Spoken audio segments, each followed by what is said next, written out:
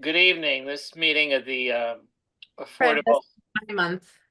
I'm sorry, Fred, this is the month I usually lead. would you like to write this? Would you like to do it? Yeah. Um, Okay, please do.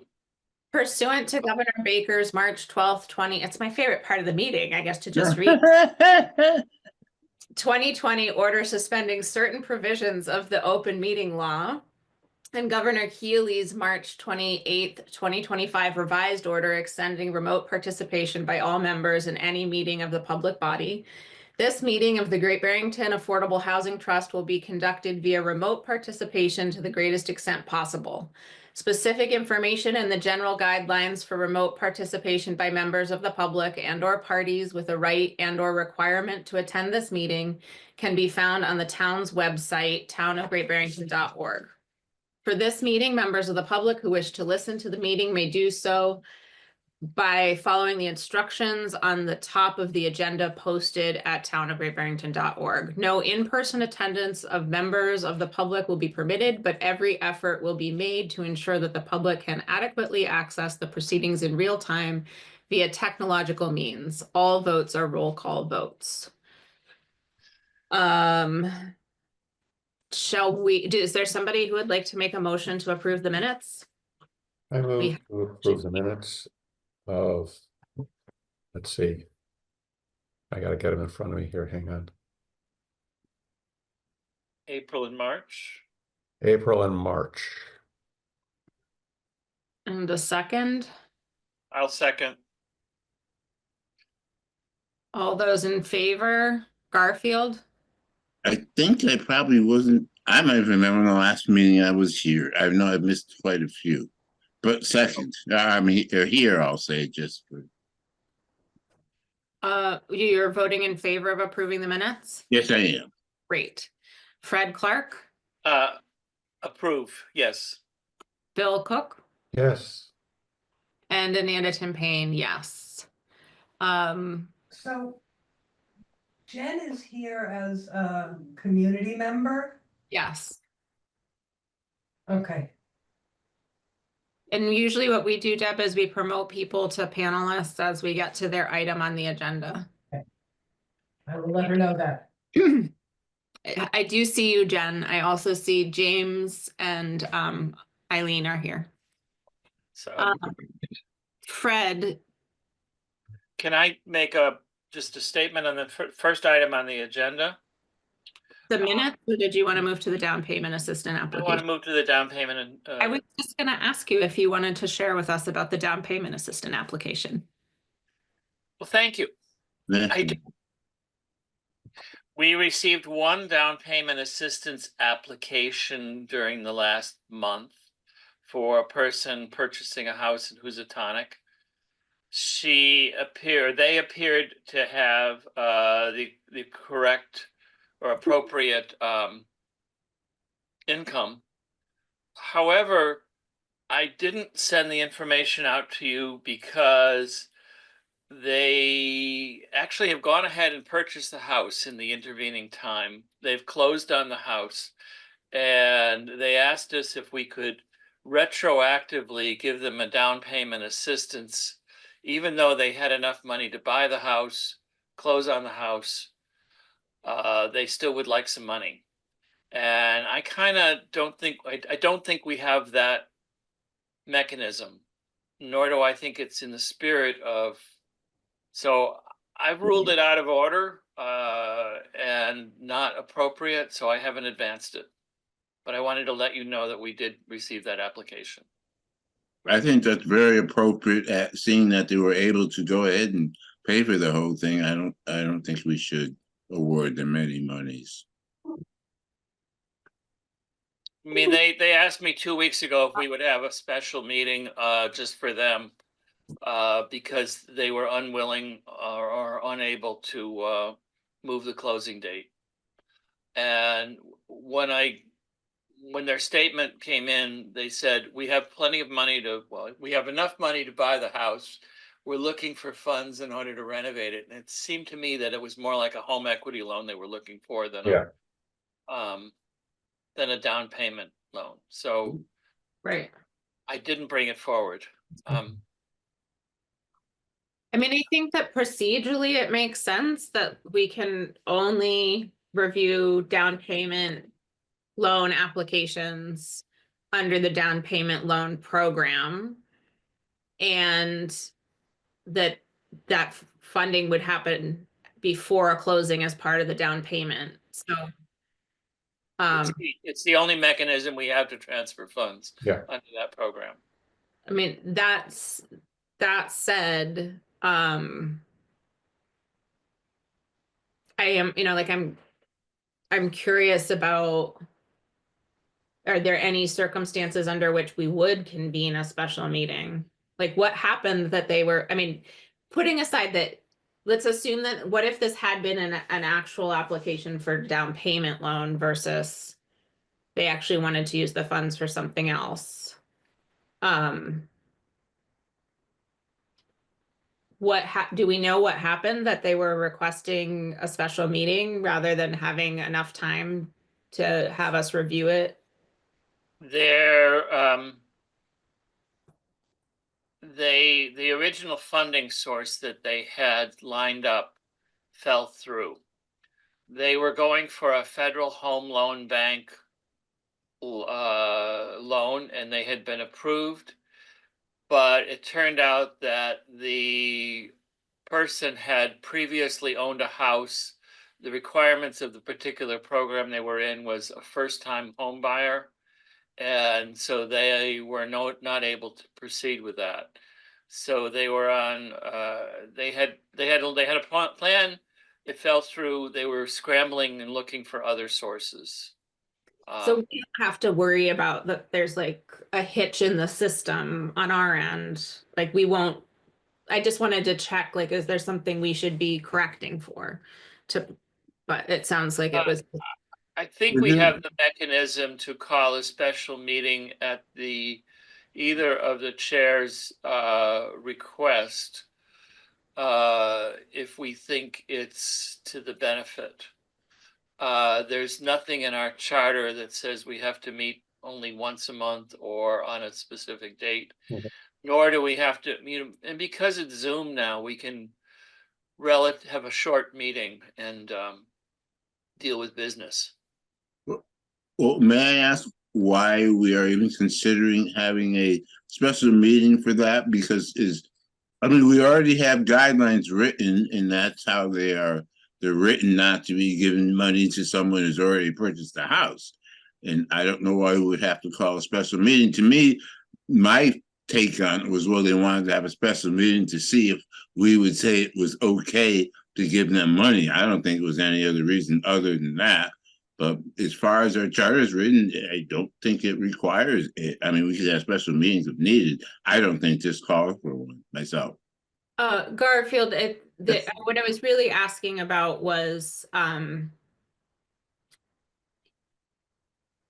if there's anything we needed to learn from this experience. Right, I know what you were asking. I knew exactly what you were asking. The question of a special meeting would be like, if somebody in the future had a down payment loan application, and let's say we had just met and the closing date was before we met again. I think it's under those circumstances that Fred says, like, yes, we do have the option that we could add a meeting to review a down payment loan application between meetings if we needed to. Oh, yeah, no, I get it. I don't think I said anything to the contrary. Yeah, I get it. Okay. Any other discussion about this? Yeah, I have a question. Greylock Bank recently used an alternative method of determining income outside of income taxes for someone who I know hasn't filed income taxes in a long time. They were willing to calculate his income from other sources and say, yes, we'll give you a mortgage. If a bank like that agrees to give someone a mortgage because they have calculated that they can afford it and they're also within our income guidelines, should we accommodate that if they come to us and request a down payment assistance loan? Well, right now isn't the source of the income verification, the bank in our process? Not quite. For the town of Lennox, they don't even look at the text. The Affordable Housing Trust note doesn't even look at there. They rely solely on the bank underwriters to So perhaps we could do that as well and just eliminate that IRS I don't requirement. think we have an I would be willing to accept an alternate as long as we have credible Yeah, documents. it's from the bank, and I mean, they're not gonna loan them money if they don't think they can repay it.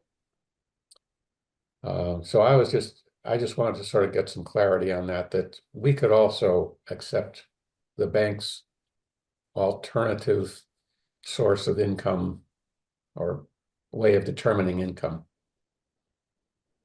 Yeah, I mean, I think like if the bank could even by letter generate something that documents that so that Yeah. we're consistently documenting the verification.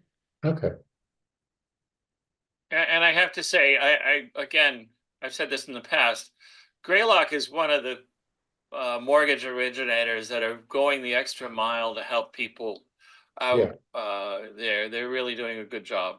And I'd like to, at some point when we get some time, to revisit how we can work together to help either educate or promote or whatnot uh, programs with the banks and with the mortgage originators. okay. So they could go forward and come to us, and if the bank verifies their income, Yeah, they qualify. I think so. Okay, I mean, we should check, like we should make sure that we haven't said in writing otherwise, because if we've said in writing otherwise, then we should formally change that. okay.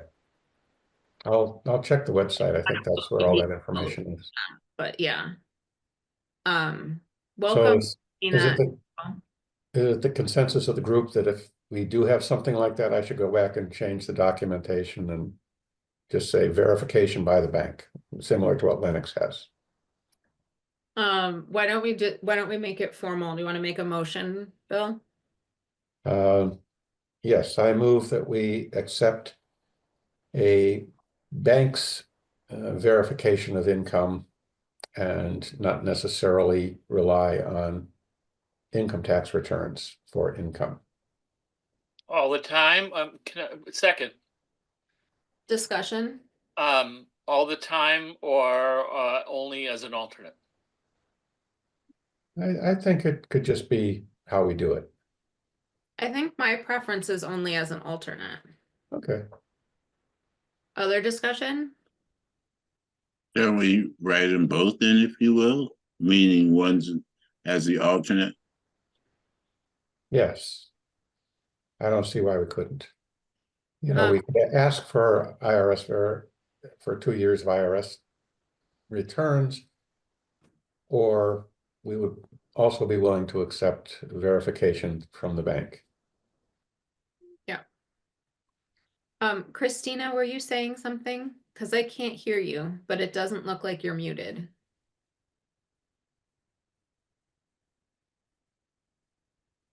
I can't hear you either. I can't.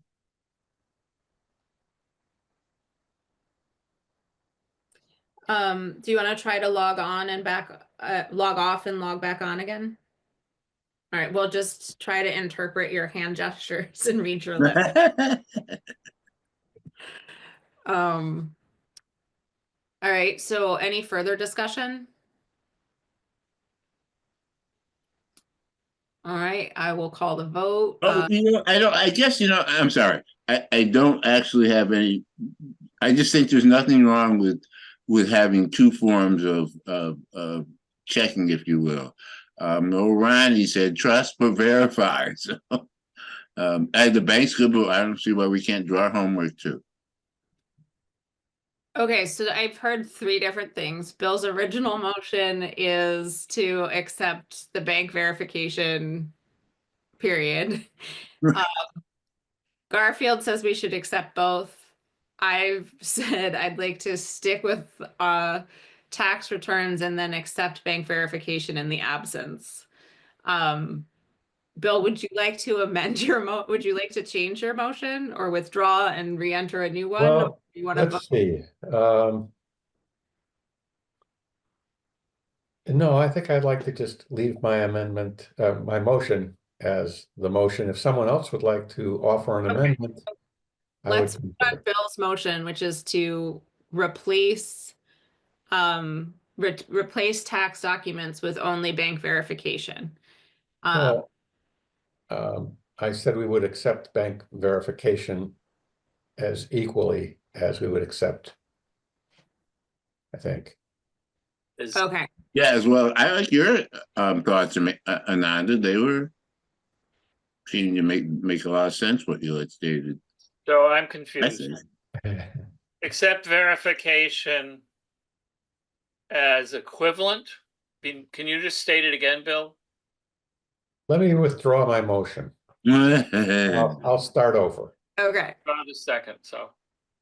All right, so motion would be that the Housing Trust, in addition to accepting 2 years of income tax returns as income verification, would also be willing to accept income verification from the bank that is issuing a mortgage.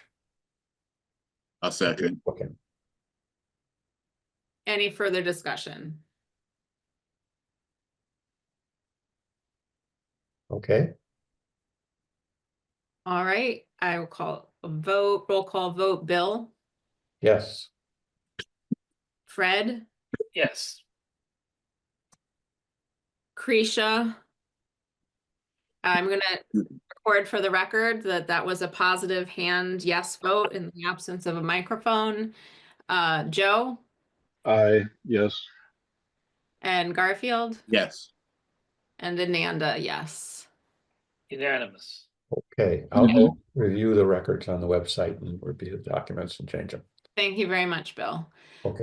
Moving on to reports, Fred, would you like to do the honors of updating the town meeting votes? Sure.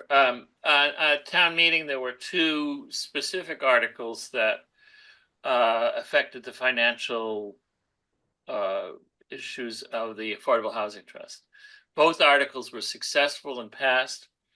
The first was the fees that have been collected for the short-term rental program for the last 3 years have accumulated, and they were transferred to the Affordable Housing Trust. The amount was $71,747.14. As you may recall, when the short-term rental registration was passed, town meeting's sense of the meeting was that the funds should be used for affordable housing. The town council has said that that wasn't binding and wasn't automatic, and that there had to be action of town meeting to transfer those funds. This represents 3 years, so roughly $25,000 a year, I think, is what we're talking about in fees. So it's a regular stream. It's not a lot of money. That's okay. The second issue was the CPA recommendation to award $375,000 to the Affordable Housing Trust was approved. So those funds will be available on July 1st. Ananda, you can speak on that. That's the number. Yeah. That's the number. And Can you? yeah, the only thing I wanted to note was what you already said, Fred, that the short-term rental was a accumulation of 3 years. So when we're thinking I think it's forward, we won't see the 70,000. We'll see a smaller number, but And we do need to make sure as town goes into, and maybe Garfield, you can help us with this on the select board side, that as we go into the process of preparing for town meeting, that each year the allocation of those funds is on the warrant, so it can be voted on to appropriate them. Absolutely. Just give me a reminder when needed and I'll ask, but that's wonderful. I'm happy to do that. Make perfect sense. And we'll know better when the final, at the end of the fiscal year and the final budget is audited and whatever funds are in. So we should know that amount probably by late fall or by fall. The short-term rental amount. That's being collected during this year. Right. Yeah. So it's a 1 year lag to transfer the money. So it's likely that we'll be going into the next fiscal year in July with some funds from this year plus the CPA and short-term rental, and that puts us at around 490,000. It could change if we get a down payment application or something else comes up, but right now we have about 42,000 available in this budget year, and that includes around $3,500 for administration fees, the money we set aside to be able to make sure we could continue emergency rental assistance, but so far Constructs had other funds to spend down before they've gotten to ours. And we have $1,000 left in our budget line for the down payment loan assistance program. So that's a picture of where we are. Yeah, Fred?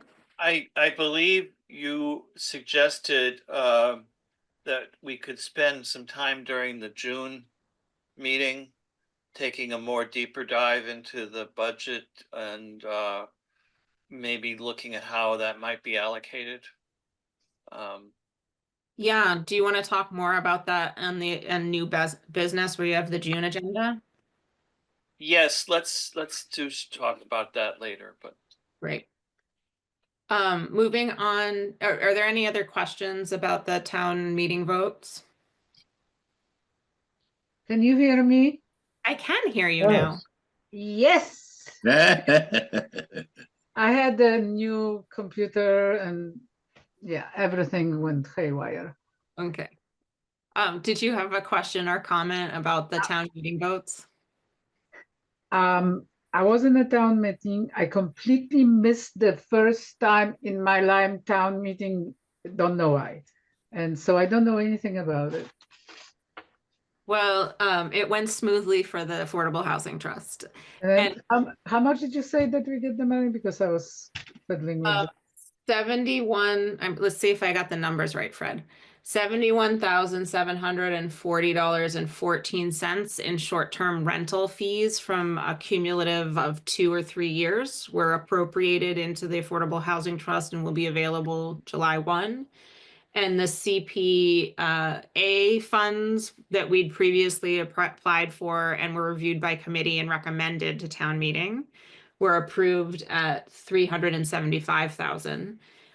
So that's a total of $446,740.14.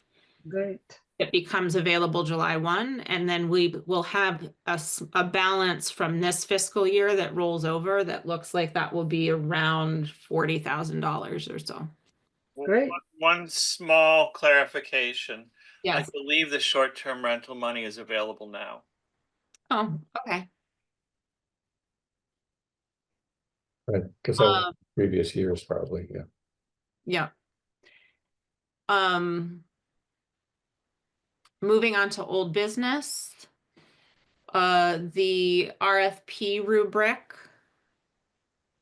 Would you allow me to share? I was designated as putting some effort into this.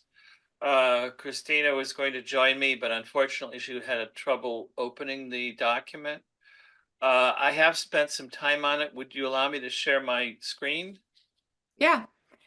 Do you need any? No, you have the access you need. I Great. do. So I set up, can you see this? Can you make that larger, perhaps? Yes. Larger, I can try. Let's see. Get rid of this. I'm gonna get rid of that. Do you still need it larger? Yes, please. I have this like huge monitor, so everything looks big to me. Mm. Tiny If- little monitors. If you can zoom in so that I the, am trying. Here it is. Uh,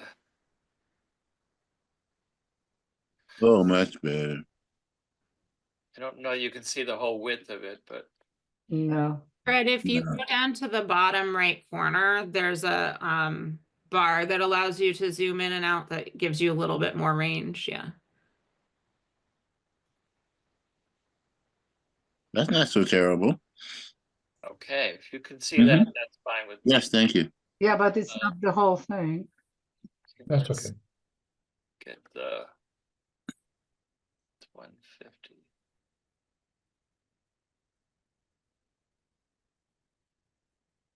How's that? Good. Good. So I rewrote, I put this on with track changes. Mhm. So with track changes, should have all of the things that have been, they don't seem to be showing. Deleted should be shown with a strike through. Everything that's added should be red, although I can't tell whether that's true or not. What I did was I took what had been the ADU and I rewrote the goals there based on what we had talked about and what we had used for the previous thing. The first bar here, the mandatory residency requirement, the committee had previously struck that and made the changes. Moving down to project viability and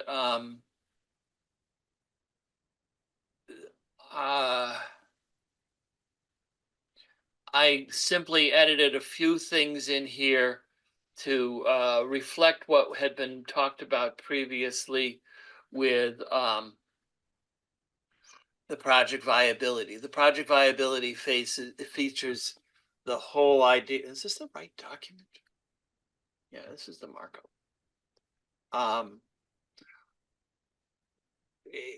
Basically, this is talking about budget detail and financial plan to show that everything is in place and can be paid for with some sort of credibility. Similarly, on the second bar, number 2, capabilities consistent with the scope of the project, those had not been filled in for this at all. And so I wrote the 3 bullet points that are shown as underlined: complete project plan, which, basically we want to make sure we know what they're planning on doing, experience with similar projects, and having their subcontractors would be the goals. And so the weakest is lack of any of plans and details and no project experience.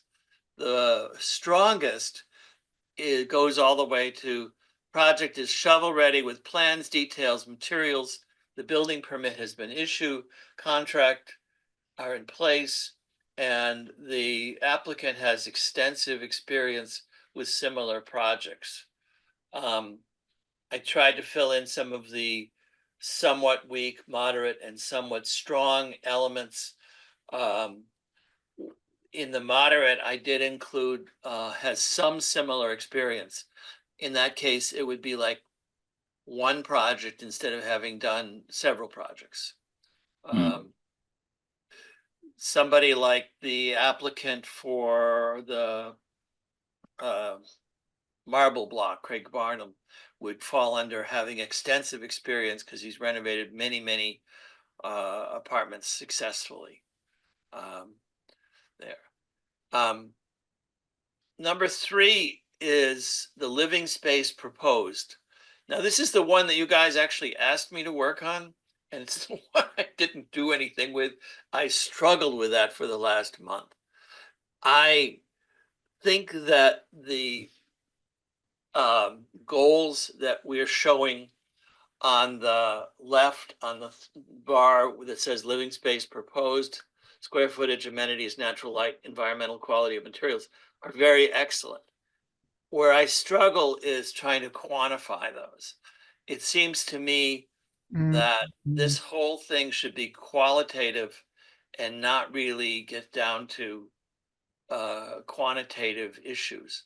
We talked last time about specific room sizes, and a number of members brought up the difficulty of trying to create a one-size-fits-all model for every possible condition that we could. And I think that while we have the goals of what we want to provide, spaciousness, spacious and airy, I think that quantifying that is difficult.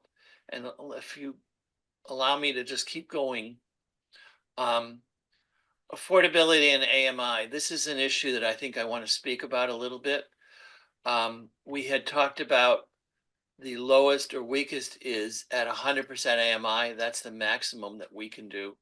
I also added the number of years there because when we do these programs, often the developer will require or request that it be term limited to either 10 or 15 or some other number of years.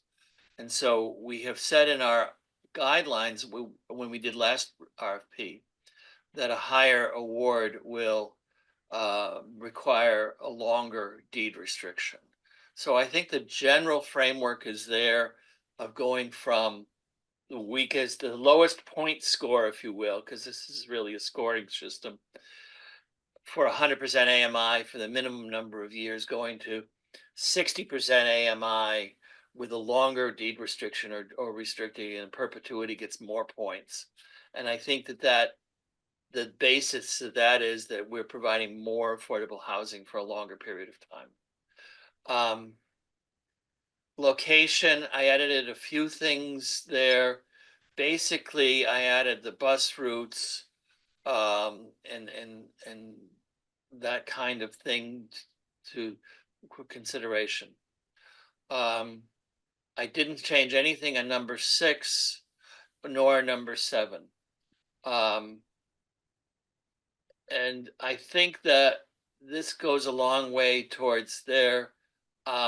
What I want to say is looking back at Jane's experience with Construct of actually using our rubric as a scoring and evaluation sheet for the ADUs, admittedly a different kind of program form. I think that if you look at her actual score sheet, most of the items scored either a 1 or a 5. Very little of those scored in the intermediate zone. She felt that the applicant had many things available, but on the affordability issue of when in the ADU we were scoring higher if somebody needed the income from a rental, she gave them a 1. And I think that we need to look at whether we're going to equally rate all of these items when it comes to a rubric. I think that has a different kind of more in-depth discussion of what's the purpose of this grant? Is it just to create affordable housing, or is it to create affordable housing that helps people who are at the lower spectrum of income to get into housing? So there. I'm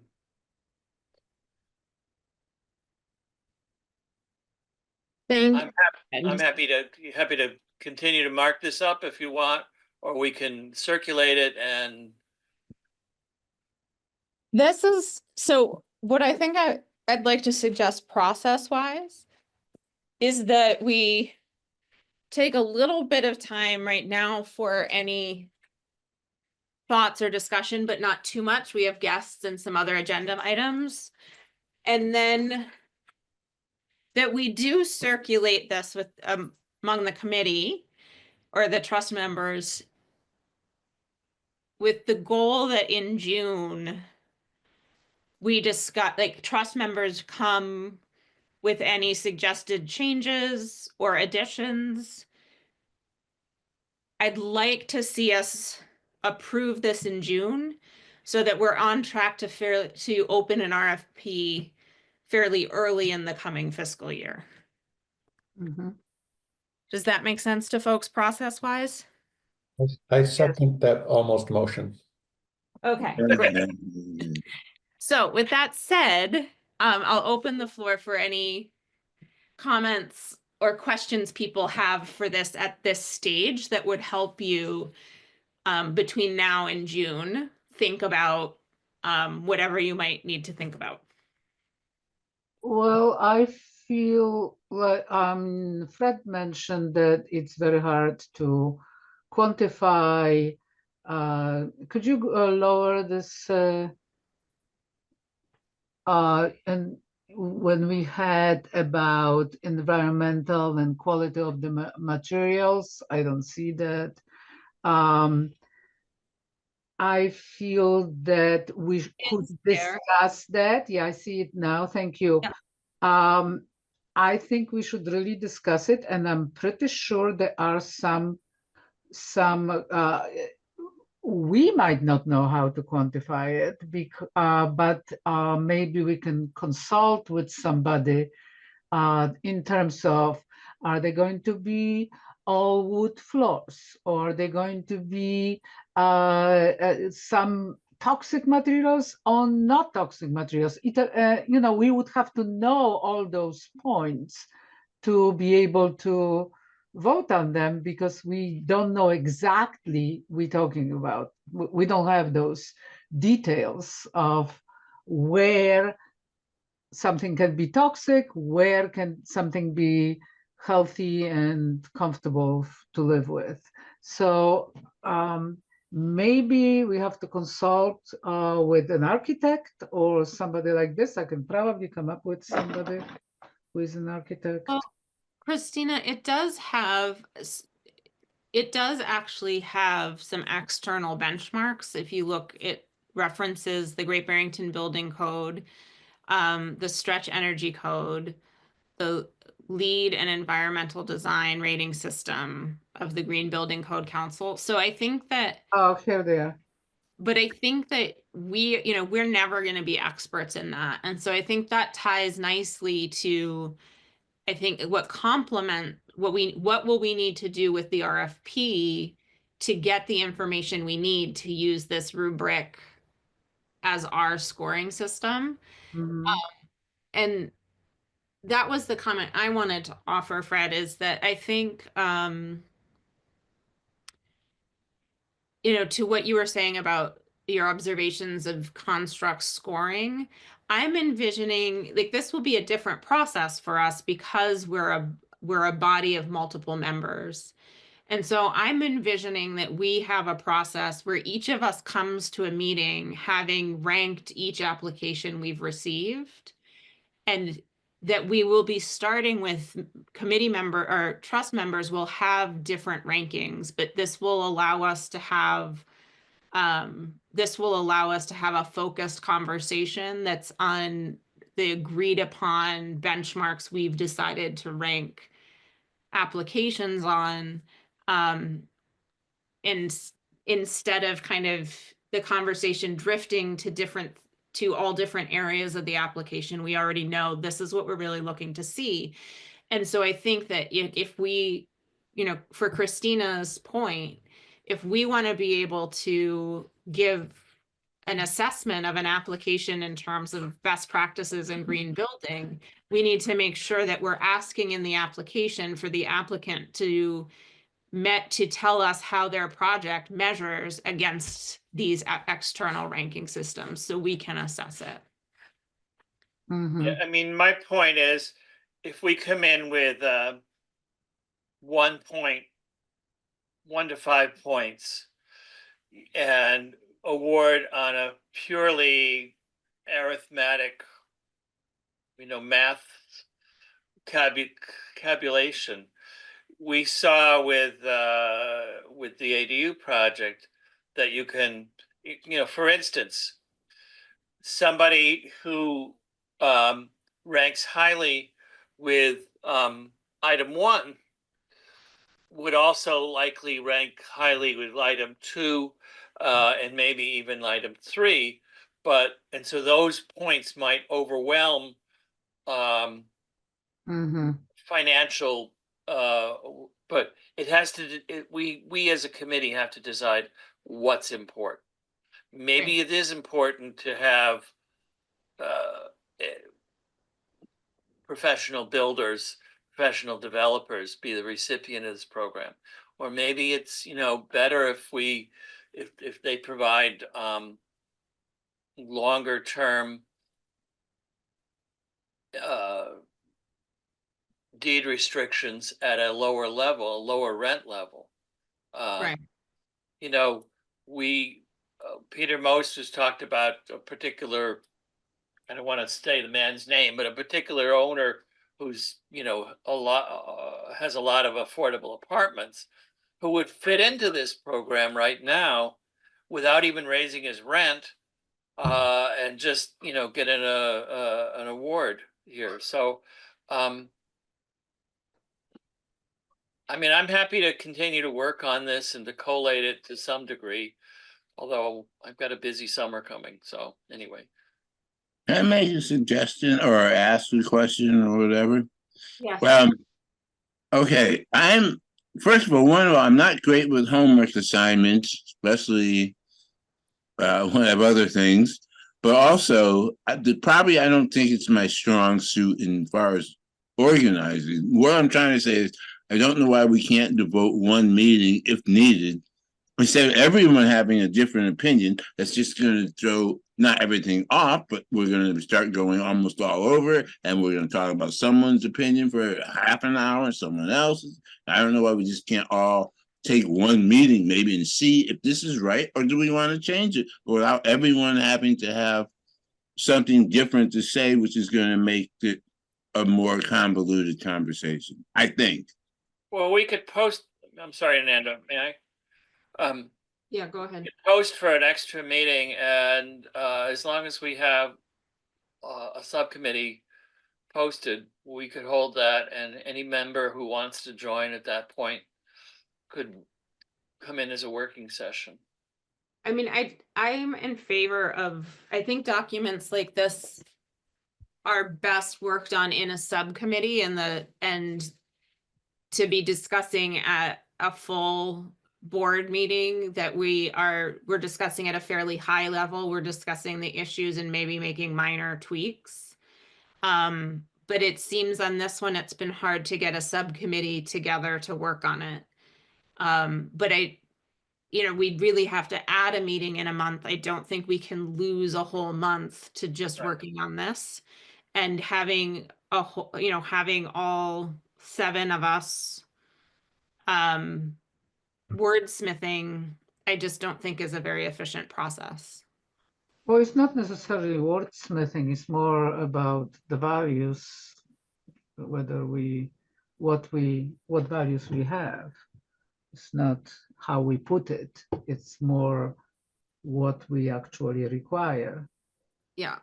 Well, and I think that I think that that level conversation, ideally, process-wise, like we have we have some conversations like that. A document like this goes into subcommittee to try to reflect that, and then you come back and hopefully are pretty close to where you need to be, and maybe there's one more round of edits, and then you can finalize it. I will say that this process with the ADUs doing the rubric for the ADU took like 6 months. Mm-hmm.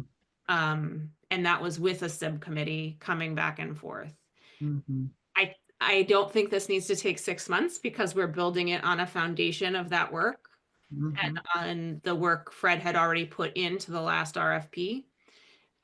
So at this point, if there is a group, if there are enough people who want a subcommittee meeting between now and June, great, let's go forward. But I'm not clear that that's the case.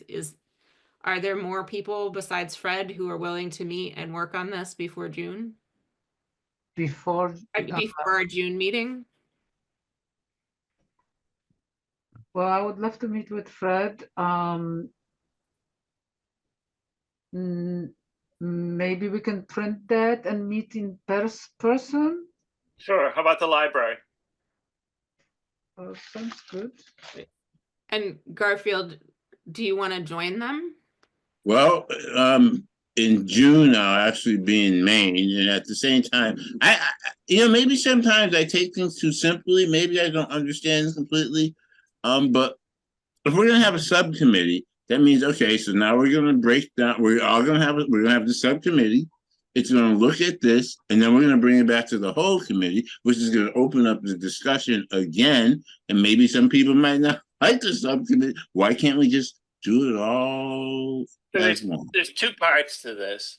Okay. There's the goals and sort of framework of what we're trying to achieve. And then there's the detail level. So if you take the screen, it's on my left of the numbered issues. Those are the goals. Those are what we're trying. Those are the sort of the guidelines of what we're trying to achieve. Everything in the middle of the other 5 columns are how we achieve that, what's good and what's best there. And so I think that we basically, as a group, have come together and have, using the work, as Ananda said, that we previously have done, and the previous RFP that we used, have a consensus. I'll use that word, hopefully, that these are the project goals that we want. These are the things that we want to measure. So, as they always say, you're going to get the results that you measure. So these are the things that are important to us that, I think Christina's mentioning of environmental quality of the materials used is a good one. Let's incorporate that. We already have a framework for doing some of those things. So I think that, in my view, the group has already spoken about what's important. Right. This is the opportunity to talk about those kinds of things again. The subcommittee is doing the nuts and bolts of how to measure those. This is how. So that's basically what I see going forward. And I think that it is appropriate to have a subcommittee who can spend the time working on the how to achieve. Yeah.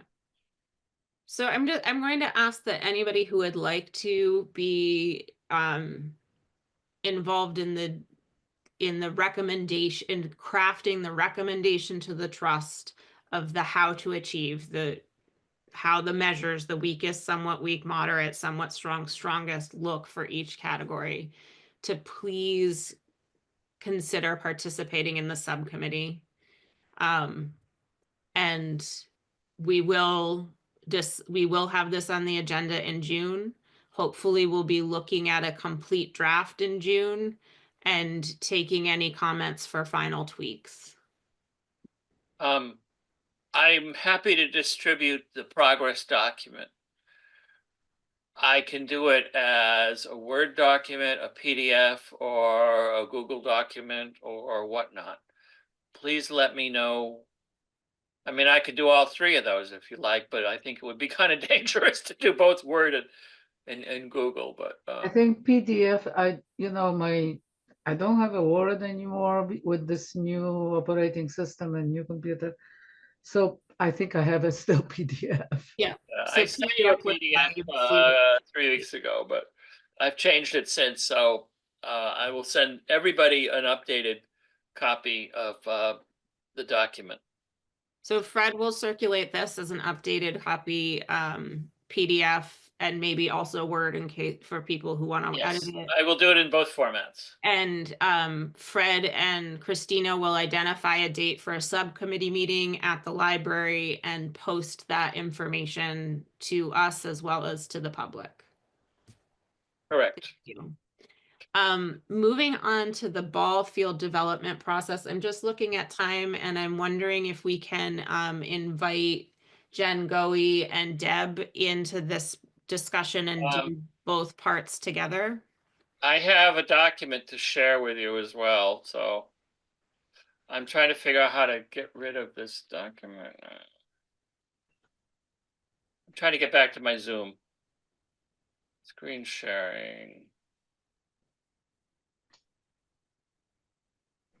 So while you work on that, Stop sharing, here we go. And I have a ball field document that I wrote, which I have not circulated because it's fairly new. okay. So before you jump into walking us through that, I just want to invite Jen to introduce herself in the Rural Health Network so we know who's in the room. And then I want to hand it over to you, Fred, to tell us about this overview. And if Deb is in the room with you, Bill, and wants to introduce herself, she is also invited. I'd like to recognize that Peter is joining the meeting as well. Yes. Hi, Peter. Welcome. I apologize. It was a work conflict. No worries. What we're doing right now is we're an old business on the overview of the ball field development, and I'm moving the Rural Health Network up into that conversation in the interest of time. So welcome, Jen, if you'd like to introduce yourself. Sure. My name is Jen Goey. I'm the onboarding incoming new director of the Southern Berkshire Rural Health Network. I'm not sure, is this a time where I should just introduce a little bit about what the Rural Health Network does, Amanda, or not yet? Sure, if it's a super small introduction, just because I know people don't necessarily know what that is or why I'd be suggesting we talk at the same time as the ball field. Absolutely. So very short and sweet. Our mission is to engage the community to create a culture of health. And one of the ways that we do this is through convening, bringing people together and assisting with meeting facilitation. And we are acutely aware and recognize that homelessness directly contributes to negative health outcomes and are both a cause and effect of homelessness. So this feels like something that, if we can be supportive around and provide any type of assistance, that it would align with our work. Great. And Deb, would you like to introduce yourself for anybody who doesn't know you yet? For anybody who doesn't know me, I am the outgoing director of the Rural Health Network. And have been I've been on the select board, and I'm involved with transportation and housing, and have been invested in what's happening in all of those areas, and I'm here to help in whatever way I can. Okay, thank you. So Fred, I'm thinking I want to make sure we have some time for planned giving, because I know we've bumped that or I've bumped that I think twice now or shortened it. So I'm thinking if we take about 20 minutes on this maximum, does that work for I think you? we can go through it quicker than that. I'm happy to go through quickly and then talk about questions. And again, I'm going to increase the screen size here for this project. So welcome. This is an outline that I drafted about the 255 Park Street, also known as the Risingdale Ball Field. And basically it is set up as a task list. I was asked to investigate. I have done so with our Mass Housing Partnership and with other folks who are involved in these projects. And we also wanted to use the lessons learned from the development of North Plain Road. Basically, what our committee has said consistently is that we want to get community input into what's happening there. To refresh everybody, we purchased the site on 183 in Housatonic last year for the whole purpose of housing. It's a 3-acre site, it has 400 feet of frontage. It's flat, it's never been built on. There's water, sewer, and other utilities are easily available. It will be an easy site to develop. It's about 3 acres. And it's an infill site. The town had identified this as a site to be looked at as an infill in an established neighborhood. So in order to do that, I was asked to put together a timeline. And what I've done in this document is talk about the tasks that have to happen and associated time. The first, after we bought the property and did an environmental study, which is now completed, is to develop a pre-design package. And that is simply assembling all of the information that we now have, the site surveys and photos, the aerial documents, and the environmental impact stuff, and putting it in a document so that everybody has the same starting place. These are everything that we have. We don't have to repeat these. And basically, and it also outlines any kind of restrictions or covenants that are on the property. That task I've said we could do over the summer of July, August. As a retired architect, I'm going to take on this task on my own.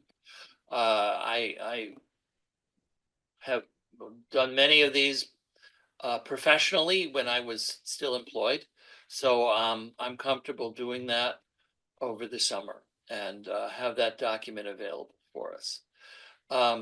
We'd like to schedule a community input meeting.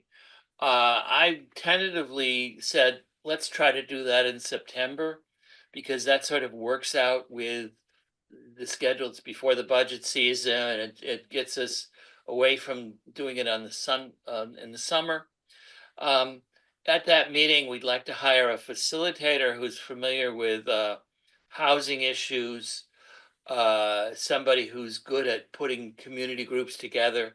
And we're looking basically to get all of the input that we can from the community, but also to be a forum or a source for educating the community of what's going on, what we're talking about, so that they feel engaged and not happening in the background.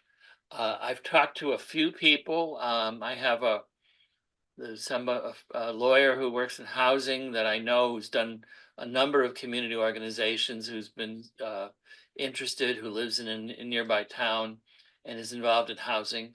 And I've also talked to Hearthways, Eileen Pelletier, who provide housing support throughout Berkshire County. So those are two facilitators that I've talked to. As you may recall, I had talked to Mass Housing Partnership, and while they were willing to suggest somebody, they were not willing to pay for it. And the person that they were suggesting would be coming from another part of the state, and they were talking about a fairly substantial fee. And I think we have those resources in Berkshire County. The next step coming after the community meeting would be the feasibility study. As you may recall, we had a feasibility study on North Plain Road, and it basically takes all of that pre-design information and the community input and develops it more in depth. We get an engineer involved to look at site drainage, to look at utilities and traffic considerations. We look more in depth at the zoning limits and possibilities. And so this will be the document. And so it's basically like the pre-designed document, but taken to the next much more depth level. And this will be the basic document that's going to be shared with the future developers. This would be a consultant that we would hire. And I think that it's going to take a couple of months, you know, for the engineers to do their work. So that's probably in the fall. I'm recommending that we then have a public hearing on the RFP, that we take the feasibility study, take the community input and all of the project goals that we put together and write a request for proposals. We can't guarantee that we'll get anything in particular, but we can write some parameters, and we've become very good at writing rubrics that help us to make a decision. So we will have a goal rubric, no doubt, that talks about how we are going to eventually evaluate those requests for proposals. I think we can do that around, say, December or January, something like that. And then within a couple of months after town councils review it, post an RFP on the numerous contract sites that will try to solicit either private or nonprofit developers to come in and take over and develop it. We'll then review the proposals, and if any are successful, we'll award them. I didn't put a date on for construction because once the project's awarded, and I think that about a year from now, maybe say March of 2026 is probably a likely time that we could be awarding the RFP at the earliest. And most developers would be interested in mobilizing and starting in that summer of 2026, depending upon the size of the project, construction financing, all sorts of other things. So I'll be happy to share this document after the meeting. So let me open the floor for any questions or comments. Let's start with questions. I have a question. Is there any reason we couldn't sort of double up on some of these things time frame wise? Do they have to be so consecutive? Could they be going on simultaneously? Because community input doesn't necessarily depend on the pre-designed package. well, it does to some degree, in order to talk about what is around on the project, we need to put together that package of information. No. Can you say that differently, Fred?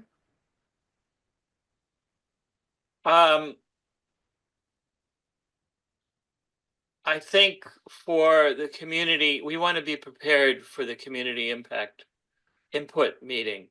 And one of the things that we want to use, or I want to use the community input meeting for, is to talk about all of the kinds of information that we already have about the project. And in order to do that, I think we need a little bit of a phase of assembling all of that information so that we can answer questions responsibly, so that we can talk about the zoning considerations for the project. I'm also skeptical about having community input meetings in the middle of the summer. So I think, we could do this early in September.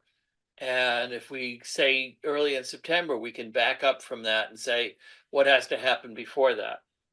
I don't really want to enter into the feasibility study phase until we have community input, because part of that feasibility is going to be incorporating what we as a group heard from the community. Do they want anything like a nature trail? Is there a wildlife corridor that somebody thinks that we should maintain? Is there any kind of views or other kinds of shielding or anything like that that needs to happen? And I think all of those things would be incorporated into the feasibility study. The engineers hate doing the work twice. They want to know what you want before they work. Yeah. So, can we accelerate some of these things?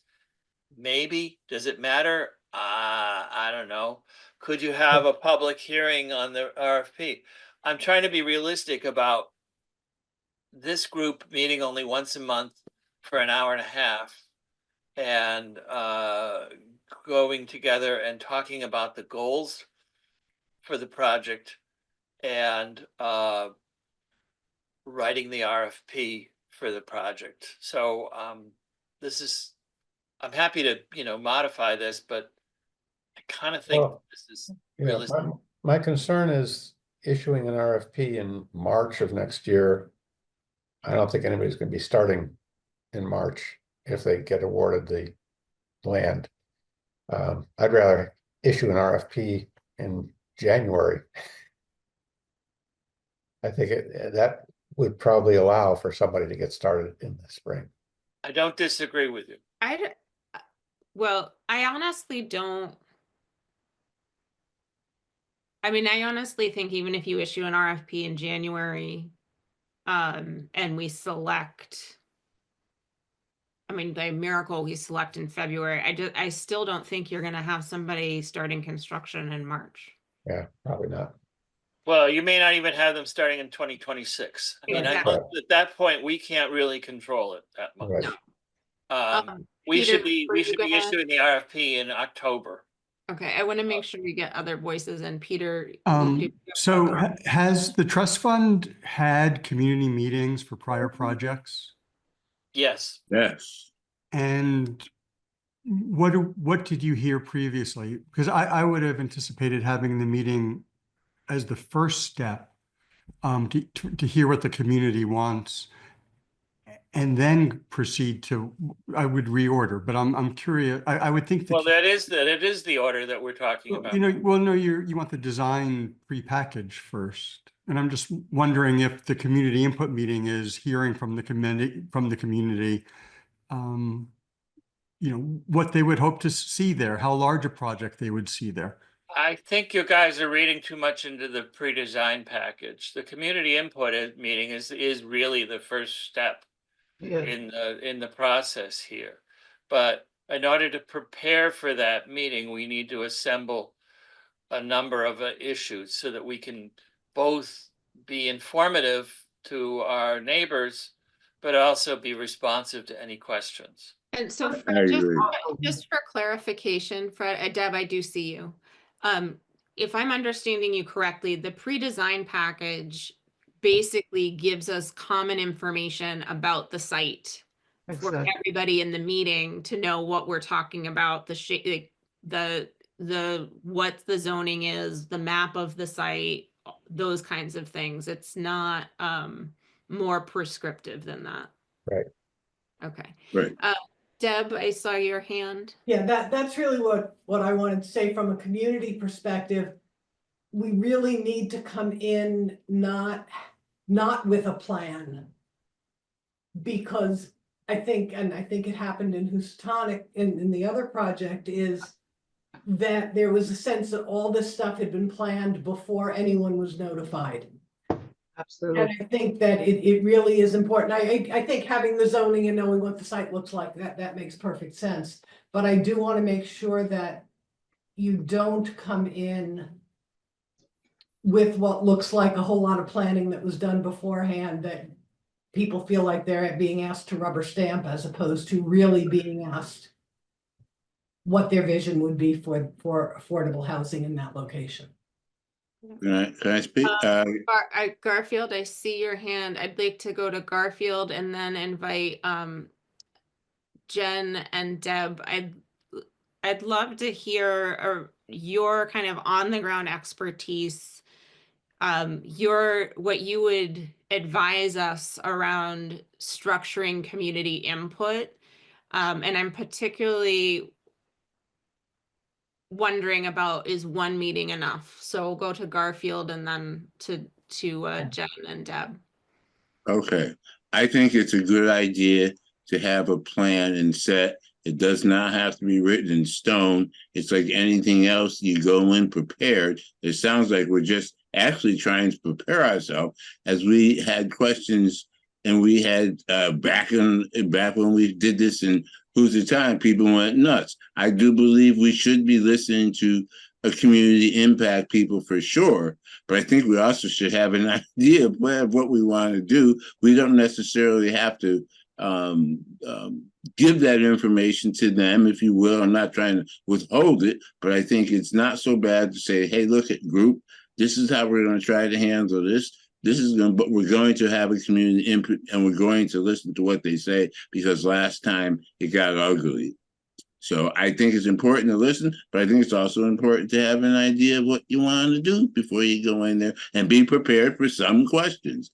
You have to be prepared in anything. It doesn't matter what it is. You're going to the grocery store, you got to know what you want, or else you're not going to buy anything, or you're going to buy everything. So I think there's nothing wrong with being informed before we have the community meeting, but being open at that community meeting. Thank you, Garfield. Jen and Deb? Jen, why don't you go ahead, get started, if you don't mind. So I think, and I might need you to repeat the questions, but I think one thing, actually, why don't you repeat the questions and then I'll Sure. give I mean, I'm feedback. really just looking, like, I know both of you to be both very experienced in community work and in community work in this part of the county. And so I'm looking for your input, your advice on what you think is important in the community input process, what you'd want us to know as we're designing this. And then the second part is I have a specific question myself that is wondering if one meeting is enough. So I think my initial thoughts are that, I agree with the value around coming with the basic project information regarding the site location, all of those things, and really centering the voices of the community. So I think the approach is that's a good one. I think that the community input meeting, I mean, I'm never one to feel that one is enough. I think that more than one opportunity for an actual meeting, whether it's one in person, and one is via Zoom, looking at different times, one on the weekend, one in the, I think accessibility is important, especially capturing those that may not have transportation for an in-person meeting, childcare, all of those things that can come up. So just having a lens on accessibility. And I don't know if, I don't know if there's space there's other ways to get input from the community in general through, pretty simple surveys, to get a sense of what people's, concerns are, or what they value, what they'd like to see. I think that's what I have in this moment. Thanks, Jen. And I can just add, I think that locations are important, whether it's for surveys or for in-person meetings. I mean, one of the visions that went through my head was to ask Taft Farms if we could use the place where they have their picnic tables as one of the places to gather people. I think that we need to reach people who live in South County, and a lot of conventional media approaches are not what people in South County look at. We need to think about where people go to get their information. And I also think that there is a real lack of understanding of the dimension of homelessness in South County. And I think somebody I think it was you, Fred, who talked about it being a time to educate people also, so that we get past the sense that somehow we're building homes for people in other places who are homeless because we don't really have a homeless problem here or a housing accessibility problem. So I think that that education piece, both in the meetings and through the kinds of media or locations that people in South County access, are really important.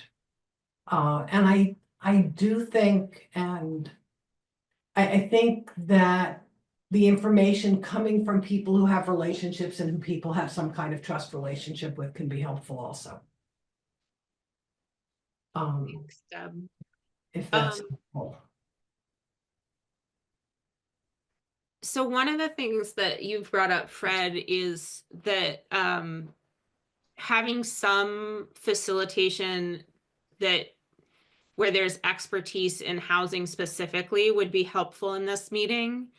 I've been concerned that where we've partnered with well, Habitat specifically, that while they've done outreach, I haven't seen it happen in a way that really connects on the ground with the South County kind of ebb and flow of where people gather. So I'm wondering about if we might be able to put together a model where we can partner with a facilitator that has the housing expertise that you think is important to this conversation, Fred, and partner with the Rural Health Network for the community knowledge and have kind of a joint facilitation approach. Because I do think that, not only for the Housatonic community, but for the Great Barrington community as a whole, that it is really important that we're gathering people in ways that feel familiar to people in South County, that are the places people already show up, the places people connect, that the conversation is flowing. And I haven't seen us be successful with that when we've pulled in kind of central county organizations, even when there's been really valuable expertise. So I'd like to suggest that we think about that moving forward. And also I'm curious, Deb and Jen, if you could see a collaborative facility, a way that we'd be collaborating with additional partners with specific expertise, whether it's the lawyer you were talking about, Fred, or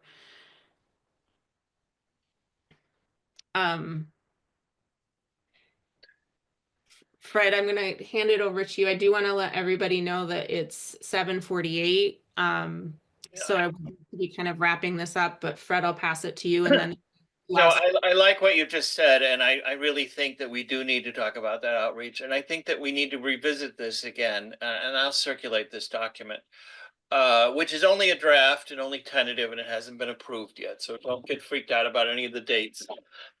Excuse me. I think that there's always a tendency for people to go to the nuts and bolts, because those are the finite things, and they start drawing little pictures of houses before they really have the whole sense of what are we trying, what are our project goals. I mean, I always like to take a step back from that to what are we trying to create. Now, the only thing that we've said, and we've been very careful about this, is that because we bought the project with community preservation funds, it will be affordable housing. But whether that's one house or 40, I mean, sorry, I never said 40.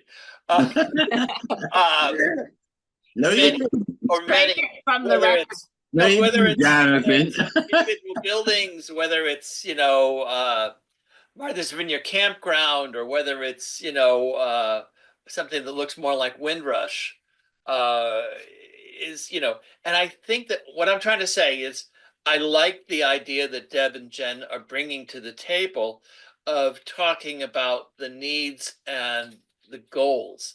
And I keep coming back to that word goals because I think that that's critical. Before we put a pencil and paper and before we start drawing those little boxes, and I think that somebody who's trained to think in boxes often skips that step and goes right to here's what's possible, here's the plan, if you will, without really saying what are we, having goals is another way of saying the rubric decision kind of format that this committee has embraced of knowing what we want to achieve so that we can measure whether we've achieved it. So there. In wrapping up, which I love to do, may I just input a question? I'm sorry, you want me to wait? No, you go right ahead. I was just chuckling because you said you love to wrap up.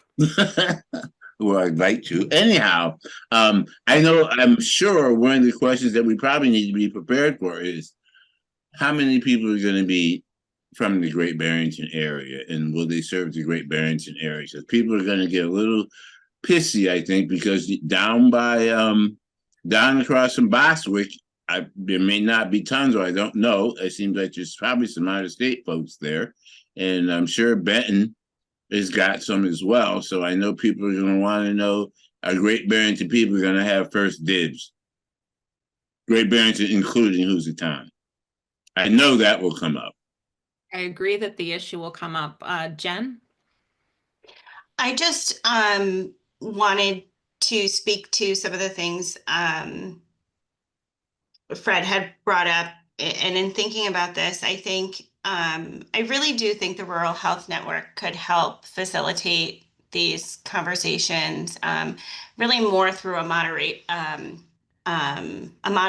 model, and also a strategic way of being able to draw out the information we're actually seeking from the community, but to have strong group facilitation skills around being able to shift conversations, get the questions answered and really hold a meeting. To me, that feels more, it feels just as important as the person kind of holding the meeting, that space, than having like really strong housing skill of a different level because of the type of meeting it is, which is a community input meeting. So I think the combination of kind of my background and Deb's expertise, I feel like we could put our heads together and maybe write up a brief summary of a vision of how we could see ourselves being helpful around facilitating this meeting or meetings and even maybe survey or whatever. And just to put out there that, it could be a cost savings because we would not charge anything for those, for this partnership. It really is our commitment to supporting projects that align with our values of the Rural Health Network. So that's all I have. I know we're pressed for time. Thank you so much, Jen. And that would be great. Like if there was just a small summary that we could share among the trust members to have a sense. And I'd love to hear your, if you just were starting with a blank slate and you said, here, we recommend that you do these XYZ things to get the strong community input you need. Fred, I actually think, Fred, that your timeline feels like the right cycle. Yeah. We might even need a little bit more community input time in the fall, in my opinion, because I do agree that putting the effort in now to really hear from the community and try to design our process to reflect that feedback and shape goals from that feedback will best serve the community and pay off in the long run in terms of efficiency with our time and everybody's time. I feel obligated to mention, since Garfield brought up the issue of the rumors that South County housing that has recently become available has gone to people from outside of South County. I believe that it's over 70% of the people who moved in when the various apartments opened were from immediately from South County, and then the rest were still from the county. Excellent. Or Excellent. worked here. There may be a few strays, but that was the data I saw very close to the opening. So I just nice. feel like a public Nice. forum, and I should say that. Thank you. Bill, I must apologize. It is 7:55 and we have once again not thoroughly gotten to planned giving. I'd like to propose that we move that to the first item of old business in the June agenda. Does that sound fun to you, Fred? Fine. And I also, for the June agenda, we have talked about doing the budget draft. Going back to our last meeting, we talked about issues and advocacy and building a structure where we're able to be responsive as advocates on policy issues and discussing that structure at the June meeting. I think it's ambitious for us to have an RFP grant draft, because I'm willing to hear otherwise, but I wanted to suggest that we just state now that we'll be moving that to at earliest July. If anybody wants to overrule me, please do. Well, I think we have a framework for the previous draft, and given if there's time, which there never is, we could review that, what we used before. I think we all agreed that it was inadequate. Yeah, I mean, I think I reviewed it when we started working on the rubric, and one of my takeaways was that I thought that the working on the rubric would really just allow us to sharpen it. So I do think it's a good foundation, but it seems like the folks who would work on the RFP, namely you, Fred, have taken on working on the rubric. And Peter, did you want to add something? Just a simple question. So many of our meetings lately, we haven't gotten through the agenda. Is there something down from the mount that suggests these have to start at 6:30 rather than 6? I am unable to start earlier, and Okay. Joe is unable to go later. Okay, I didn't Me know. too. Neither of us are the mount, though, so No, that's fine. I just wanted to, I didn't understand that's it. how we got here.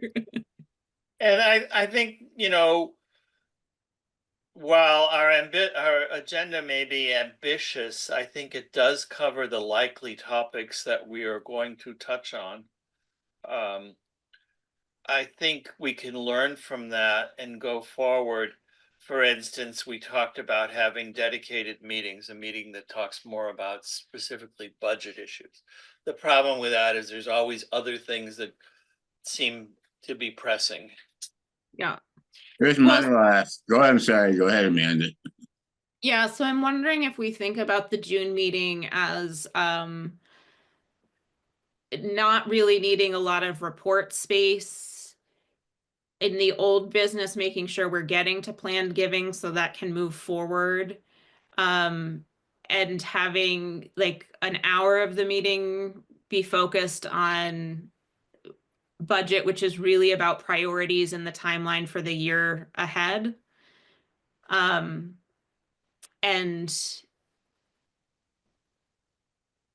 then try to have the rubric conversation really be focused so that we're not jumping into that first. 1 minute. That would be my suggestion. Go ahead, Garfield. I forgot I was gonna say I just focused on 1 minute. Okay. I'm sorry. I forgot. That's all right. I think I'm gonna Oh, open. I do. I'm sorry, I do. Go I'd ahead. much rather talk something out to a full extent as opposed to rush through and worry about getting everything on the agenda in one meeting. I think it's important that we do diligence to what we have, and we can always carry it over and over. That's my feeling. That's it. I think we should discuss things like we need to, and that's my thought. I'm sticking to it. All right. Any final comments on the agenda for June before I open for trustee speak? All right. Trustee speak. Joe. I don't have to leave exactly at 8 today. Now you tell us. Yeah, I know. I do. So I think it's kind of, we kept talking about community, that we're going to be talking about the community, and I think it's sort of implicit, but I just wanted to make it explicit that community does not mean only the people living next to the property. So the community means all of the stakeholders of the town, all of the people who chipped into CPA, et cetera, et cetera, et cetera. There's even this sort of kind of hard to grasp thing about that we have like a incumbent bias, where basically people who have the houses, who pay the property taxes, you know, understandably they kind of expect representation, but we, like, some of the stakeholders are people who aren't even here yet, because they're, you know, the doctor who could move here or whatever, or the worker who could move here. In general, I think even the whole topic of people coming from other places to live here being a controversial issue, I find it like really distasteful. I just think that it shouldn't even be a consideration.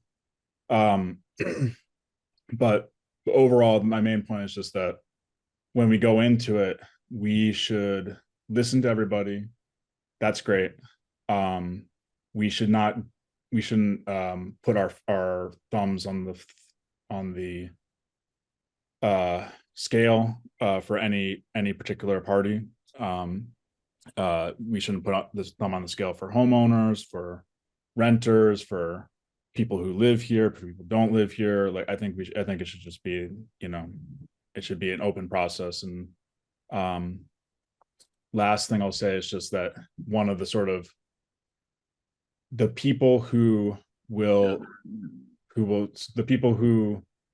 have the most feedback will be, and who will be most likely to show up, will be the abutters. But that doesn't mean that, so you get information, you get feedback, but it's not necessarily the feedback from all of the stakeholders, because again, like, some of the stakeholders might have to be working at that moment when the meeting's happening, et cetera. So that's all. Thank you. Any other trustees? Okay. Citizen speak. James. Good evening. This is James Darzone, 84 North Plain Road. Two comments. One, I'm concerned about the political climate for two reasons. One, just reading what's happened to Habitat losing grant money, impacting their current development and probably the North Plain project with higher costs.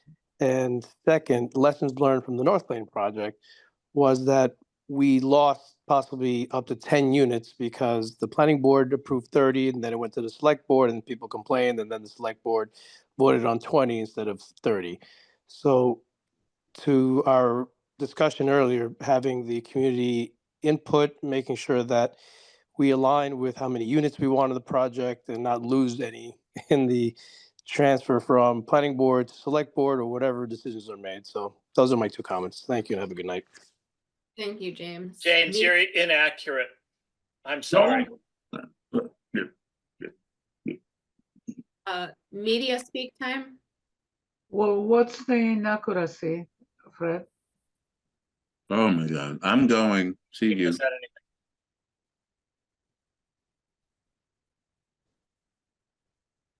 Eileen, do you have anything tonight? Oops, all right.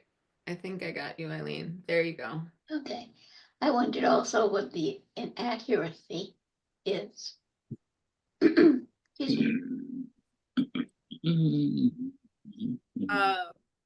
Fred or Bill, do either of you have a clarification? Well, I would. leave that to Fred. I'm sorry if I said anything. I think that the project was always 20 units, and the planning board had their own, Agenda. well, that's your word, but yeah, Yes, the it planning is. board had their own ideas about what they should do, and they exceeded their authority. And instead of reviewing a project that was submitted for them, they proactively tried to redesign the project, including that. We had numerous meetings where we talked about 11 to 20 units, no more than that. We had community meetings that we talked about that. We talked to our engineers about that. The feasibility study said 11 to 20 units. The RFP said 11 to 20 units. And the response from Habitat in the contract documents was no more than 20 units. Habitat could only afford to build 20 units. The engineer told us that we would have traffic issues if we went to more cars. We proactively decided on 20 units. It's only when the planning board tried to, I'm sorry, hijack the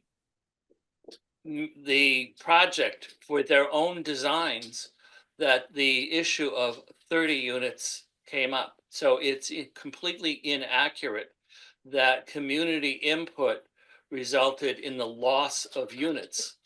Habitat could only correct. afford those units. So that's Correct. Fred, those are the official records.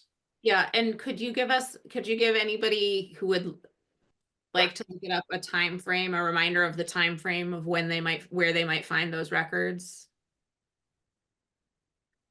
Roughly speaking, if somebody were to go look at minutes. They're on your website, aren't they?